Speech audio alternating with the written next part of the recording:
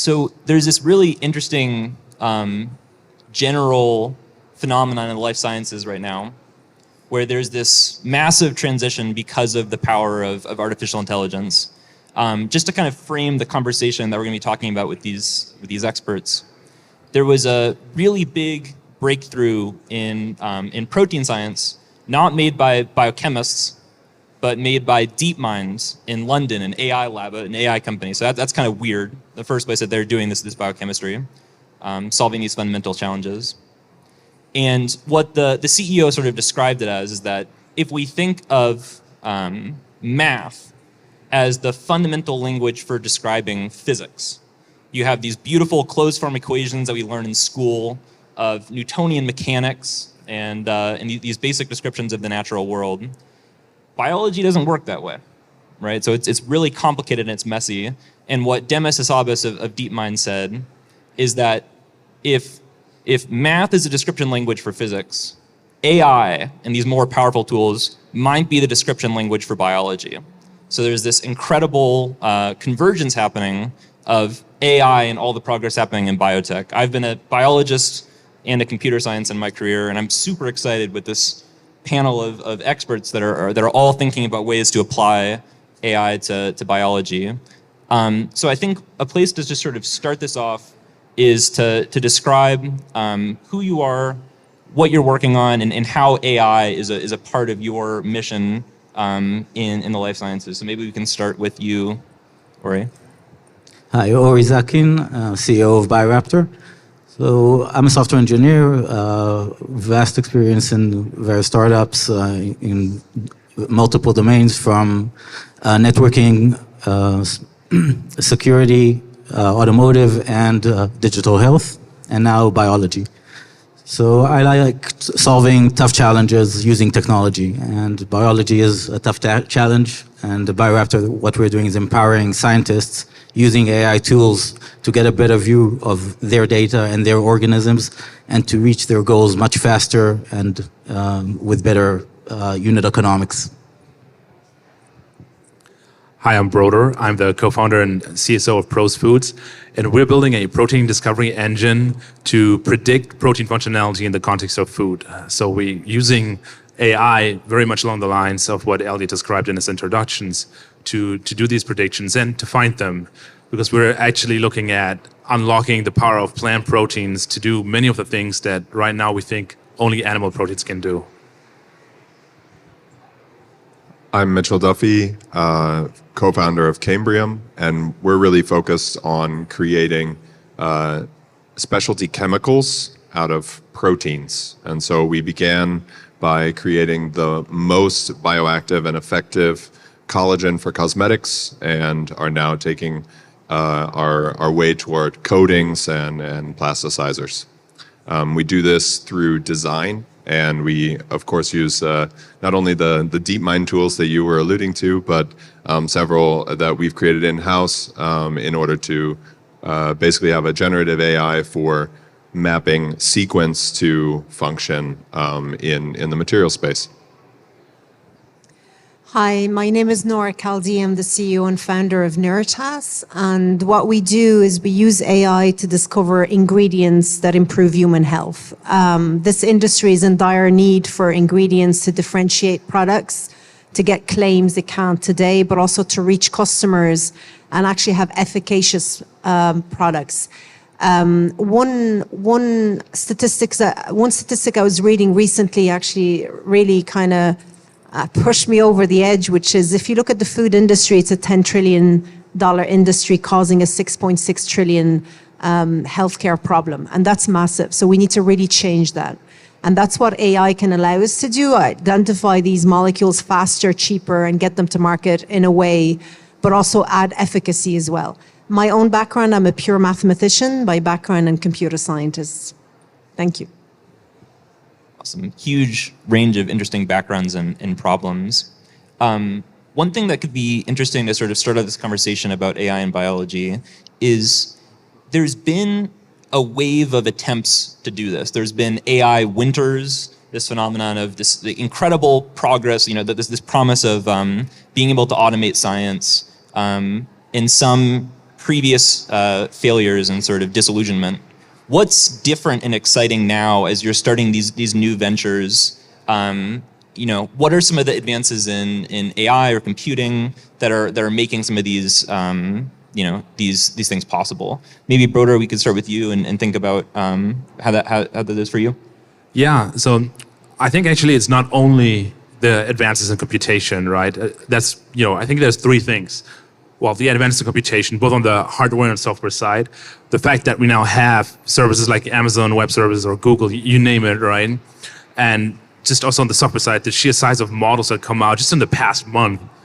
But we also have really an advance in genomics, right? So basically the types of sequences we know, both nucleotides and proteins, have expanded. And I think very exciting there is the field of metagenomics, where you can literally sequence the volcano ash and find microorganisms that live there and have proteins and molecules adapted to these conditions.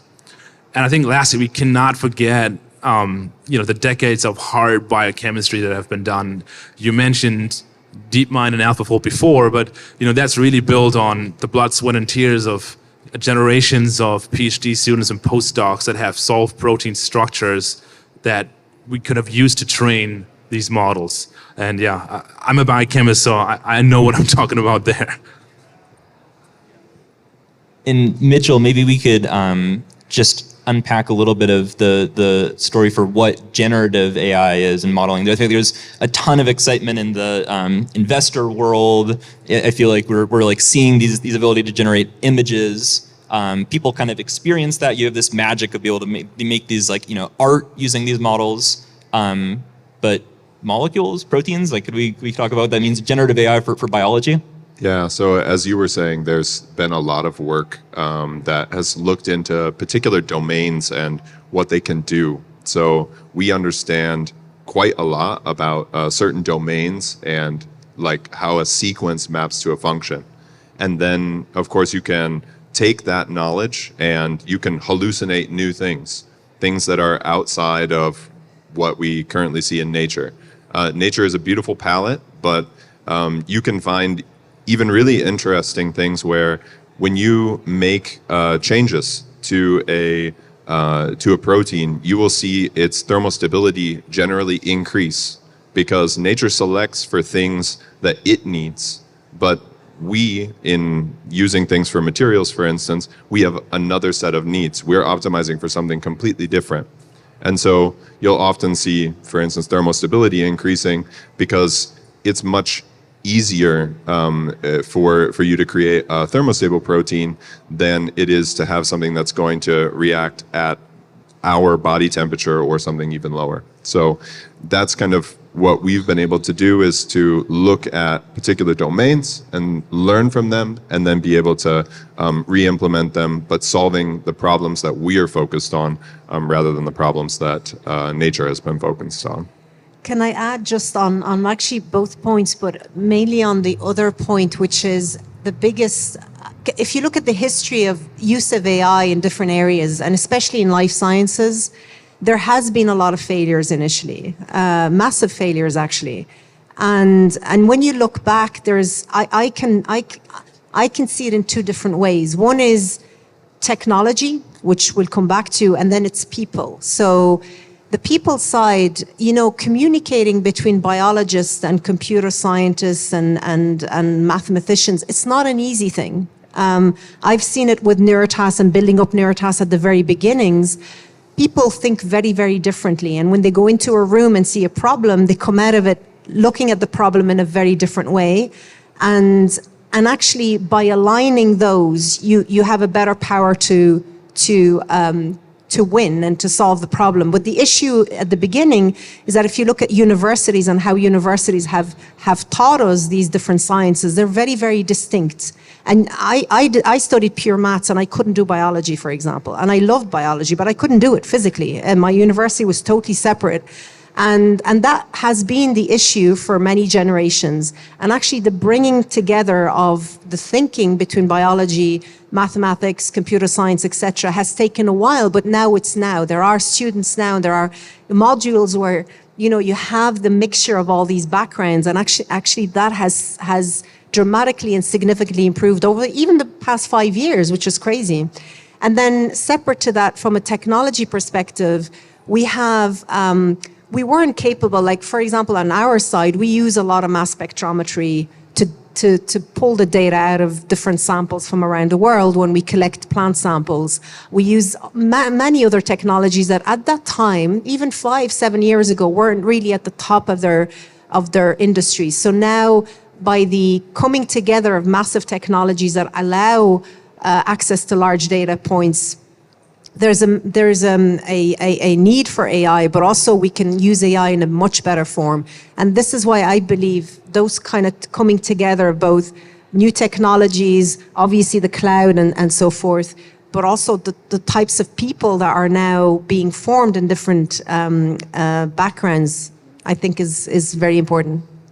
Super interesting. Yeah, at the convergence of these really complex, different domains of science, just building up that common language is super important. Or I'd love to hear your thoughts as a computer scientist into. I'd actually like to expand on that point. A very good point. So one thing that differentiates our company is our data science team come from an electronics engineering background, so signal analytics, and not bioinformatics. So we don't focus on the genetics, and bioinformatics traditionally focuses on genetics. So if you have bioinformaticians, they traditionally are very, very strong in the genetics part, but for the process parts and time series analysis, it's not really in their domain of expertise. And what we managed to do is put a team together that has both biology and signal analytics and a strong software engineering background to do all the data engineering parts as well, which is very difficult as well. So once you have all those people in place, then you can really do the transformation and bring what's happening and the transformations in software engineering and electrical engineering the past 20 years, which have been significant, that brought us AWS and other platforms and infrastructure. And now we were able to bring that to biology. And I'd just be curious also, we were chatting a little bit yesterday, how did you end up thinking about these problems in biology? What was kind of your initial exposure? So I married into it. My wife, she's laughing because my wife actually did due diligence on her during one of her investments. So, so I married into it. I saw my wife and the challenges she's facing in her day-to-day. She's a PhD level biologist, postdoc, vast industry experience, so a lot more experience than I have. And seeing what she dealt with in their day-to-day, it's a lot of manual labor, things that really should be automated. And in other industries, no one would do this manually. And in biology, the sad thing is that it's still done manually. And it's a very compassionate husband there. Oh, geez, what are you doing? This spreadsheet in the lab. Why? Well, when an alarm clock rings at 4 a.m. because someone needs to wake up and go monitor an experience in a lab, that's when you need to understand that needs to be automated. Broder, how did you end up thinking about the importance of AI in biology? Again, you said you're a biochemist by training. Yeah, that's right. I'm a biochemist by training, and what originally drew me to biochemistry is just the beauty and rigor and power of reconstituting complex systems with defined components in the test tube. And in a way, that's what we're doing at PROS too, just at a bigger scale.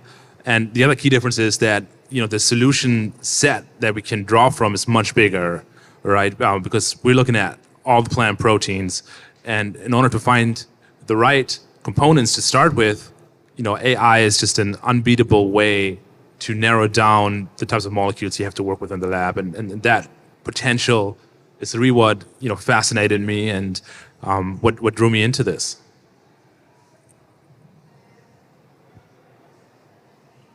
And so I think it would be interesting to start to drill into like the specific parts of the technology for why you actually need AI for this problem. It's clearly some benefit in tech to like say that you're doing AI for a business, but what's the sort of value proposition on the technology that lets you do something that you couldn't otherwise do?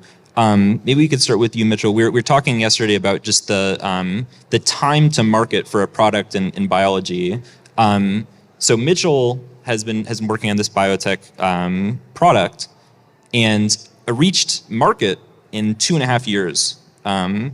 Is that sort of a function of the technology, and then also what other parts, sort of lessons learned from the first wave of AI in biology that kind of informed that process and that speed?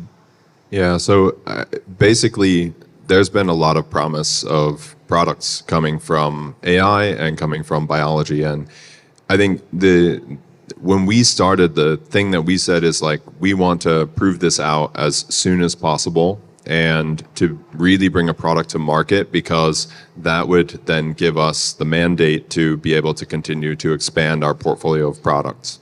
And so we went directly after collagen for cosmetics, and we were able to create the most bioactive collagen in 2.5 years and scale it up and get it to market. And this was a function of being able to use machine learning. So we were able to predict that this particular subsection would secrete, for instance. This is the most important thing. You need to make sure that you're able to scale something rather than just producing the perfect molecule. It's so beautiful, and then it takes 10 years to actually get it to scale, because you have to do so much strain engineering. So we really wanted to make sure that we were producing something that would be able to scale directly. The other thing is that there are many different, subsections of collagen that you could produce. They each have their own different properties, and the signaling pathways that they can kick off in the body are different. And so how do you choose the one that's going to have the most activity that you're looking for, that you can also still express? And so we developed a protein programming language, and then basically put in a bunch of different parameters that we wanted to optimize for, and said, go find this thing in I think it's 10 to the 18th possible collagen subsections. And so we were able to find those. That's a big search space. It's a big search space. And then beyond that, we've now been able to show other interesting material properties that can be done in, for instance, films, et cetera, using our technology. Nora, I'd also love to hear from you on this, of where AI slots into your product development. Yeah, so it's interesting because we couldn't do what we're doing today. In a nutshell, we couldn't do what we're doing today without AI, simply put. And actually, it's the only way. So if I step back one step just to give you the problem, basically, I mentioned earlier, a 10 trillion industry, let's say food, causing a 6.6 trillion health problem. And that's massive. That comes down to the ingredients that are used in everyday products. So whether you eat them or put them on your skin, those products are causing issues. A lot of those ingredients have been invented about 50 to 100 years ago, actually, discovered ad hoc in a lab somewhere. Not for consumers of today and not for the needs of today, but still used today because they've been there forever. They're retrofitted within consumers' needs today. So when I first came into this area, coming from the math background, I realized that it was literally a data issue. If you take any source material, any plant source, you're talking about there are trillions and trillions of different molecules within. And if you want to create an ingredient that does X, Y, and Z, improves your immunity, improves your sleep, you need to identify the molecules within it that do that. And that takes forever because you're talking about huge amount of data that could not be done by human traditional methods. So the use of AI had to be there. So what we did was we developed a technology that can go through different source materials, look at the different molecules within. We're focused on peptides. There's about 30 billion peptides per source material. And basically what we're looking for is health benefits. So we start with a consumer need. For example, we want to reduce muscle atrophy. We want to improve sleep. We want to improve glucose uptake or modulation.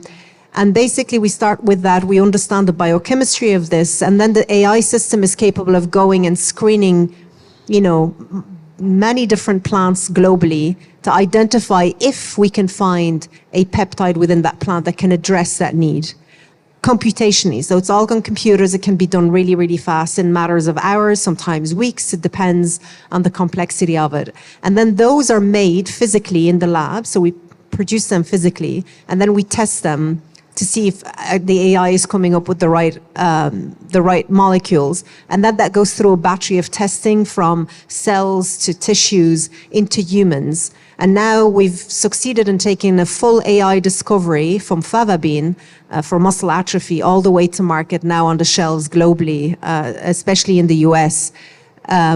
With a discovery that has made it through 2 human double-blind placebo clinicals looking at the efficacy of those peptides. So that's one example. We have many in the pipeline behind those as well. And that could not be done basically with no AI.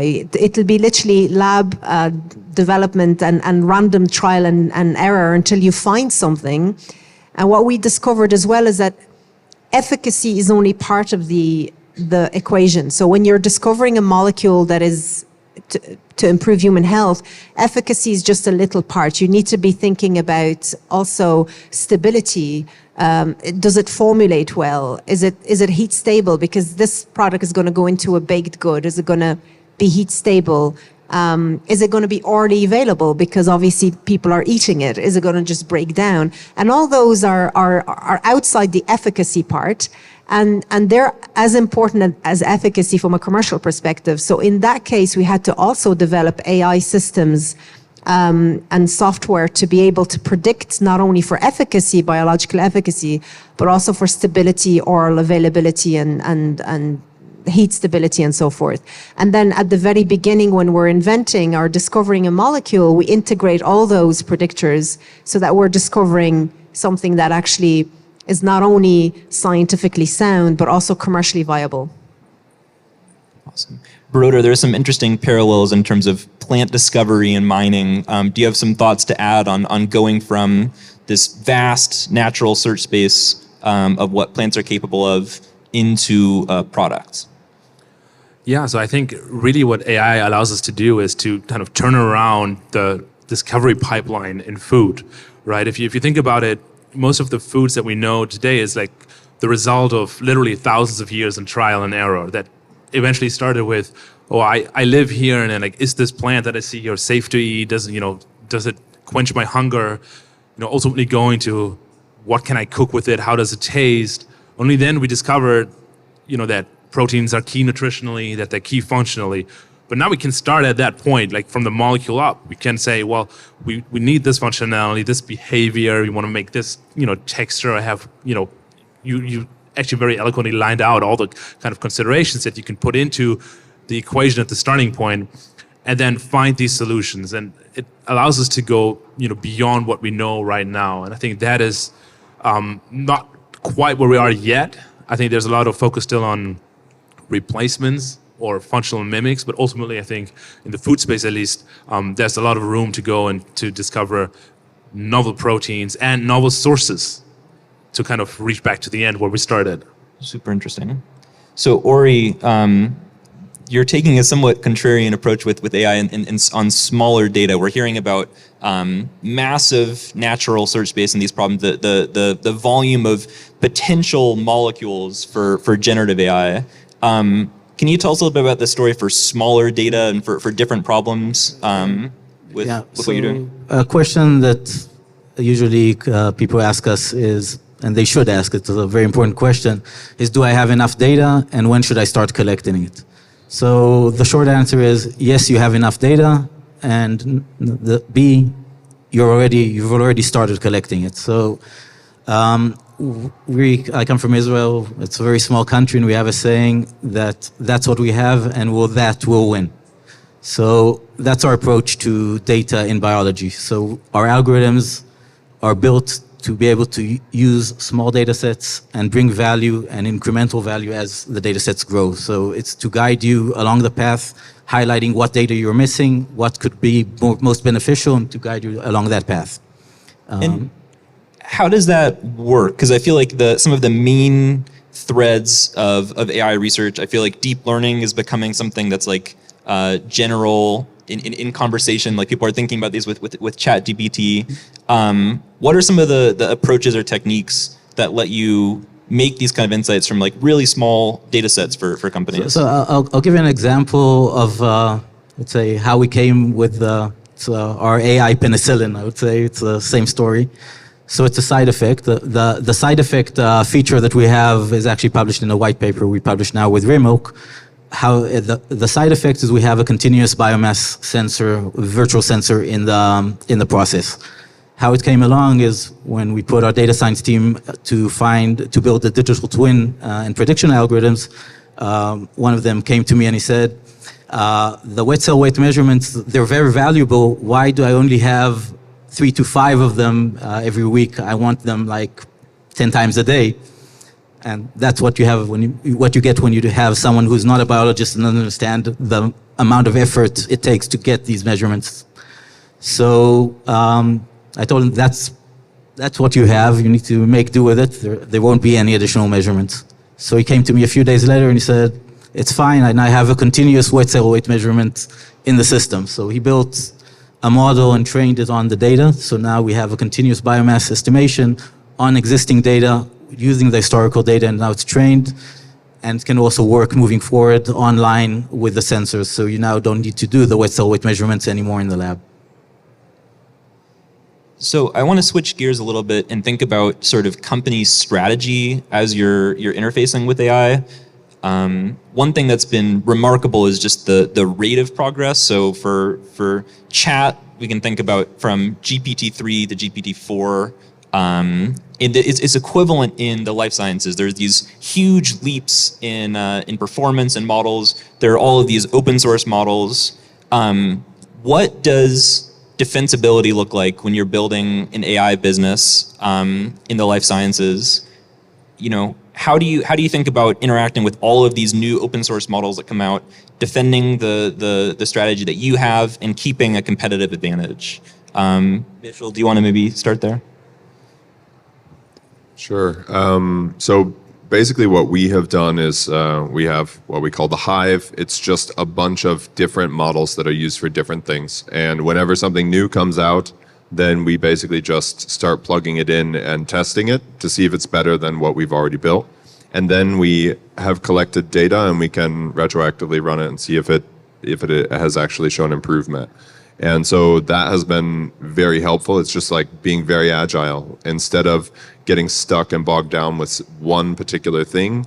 I mean, if all of a sudden protein MPNN comes out and you're not using it, like, what are you doing? I think you need to really try and stay at the cutting edge, because very similar to chat, there are new AI models coming out for proteins all the time. The other thing is you need to collect your own data, and it needs to be very high quality so that then you can go back and test and benchmark performance. So especially for our space, I think there's a lot of data out there for enzymes. There's a lot of data out there for other types of proteins, but for structural proteins, the ones that we focus on, there's not a ton of data. And so we have to collect our own data and curate that really well. Nora, do you also have thoughts there on how to interact with AI? It sounds like you were doing something similar within your business of composing. It's similar. And I would say it's funny to see how fast things have, and how AI now is the big thing, and everyone's talking about AI, which is great actually.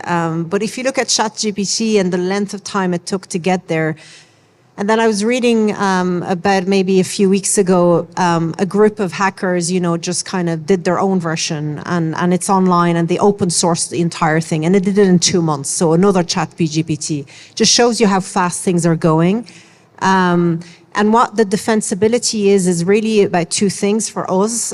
So data is very important. So how you shape your AI. An AI system is like a glove. It just takes the form of what you give it to or feed it.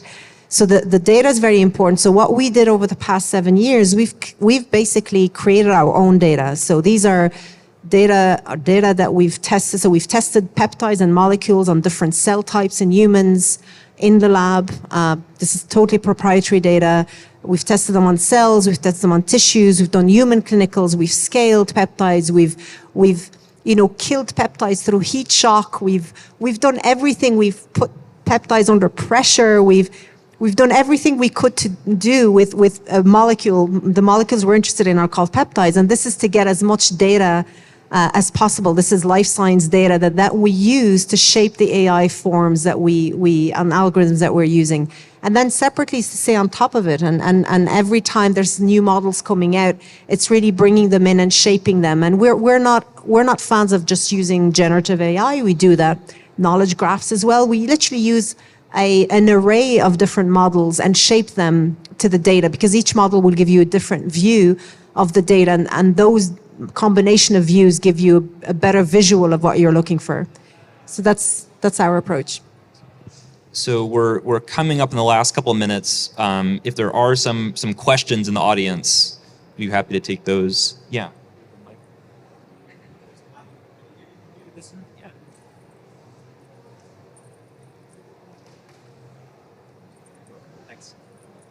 So maybe a tiny bit of background. I'm the CTO of Neoplants. It's a plant synthetic biology company.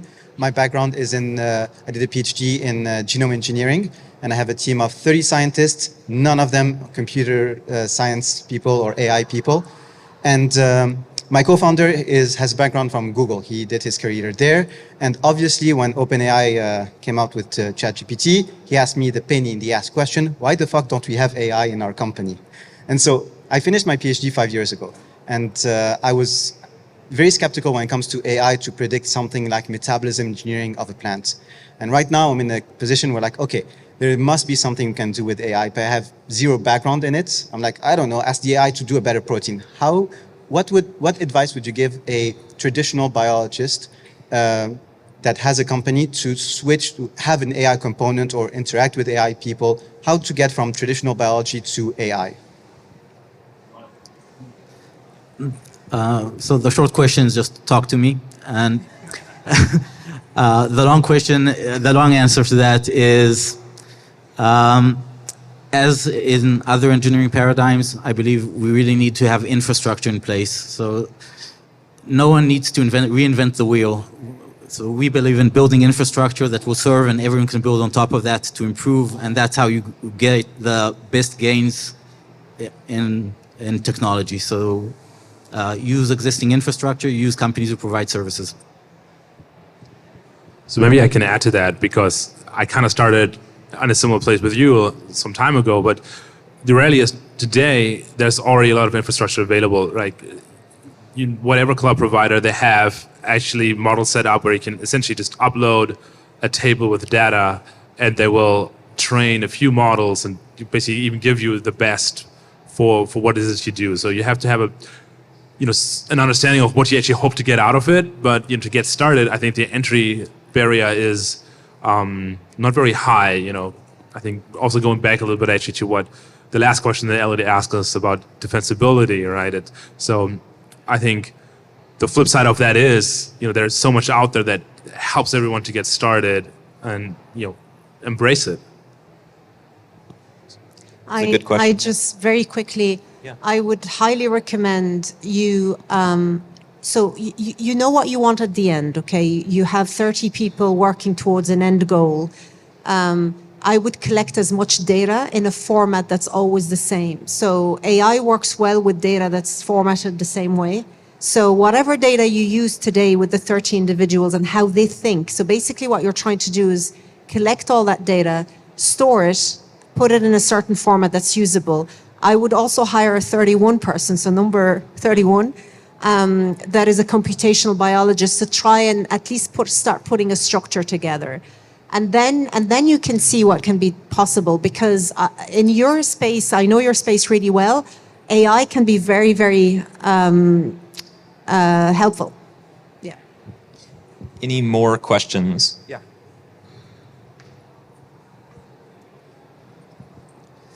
Hi, my name is Marcel, and I'm as a Hamburg-based entrepreneur, I'm constantly thinking how we can use cutting-edge technologies like AI to create an impact on a much broader scale in a faster pace.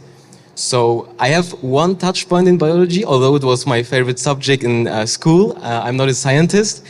I find everything very interesting that you said. My touch point is a matter to my heart, because with one of our endeavors, we rescue Africa's biggest freshwater lake from water hyacinth infestation, which basically destroys the whole ecosystem. So we, instead of terminating the plant, we harvest it, and we have almost infinite amount of biomass that we convert through a biorefinery to baseload clean energy, enough to supply 1.6 million households. The residue is organic fertilizer, enough to supply 1.3 million smallholders.